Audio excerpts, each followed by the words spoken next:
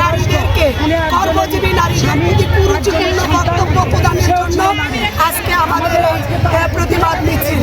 আমরা এই মিছিল থেকে বলতে চাই যে অতি সত্বর জামাতে ইসলামের আমির ডক্টর শফিকুল ইসলাম যে কুরুচিপূর্ণ বক্তব্য প্রদান করেছেন, এই বক্তব্য উনি প্রত্যাহার করবেন এবং এই বাংলাদেশের অর্ধেক জনগোষ্ঠী নারী সমাজের কাছে উনি ক্ষমা চাইবেন।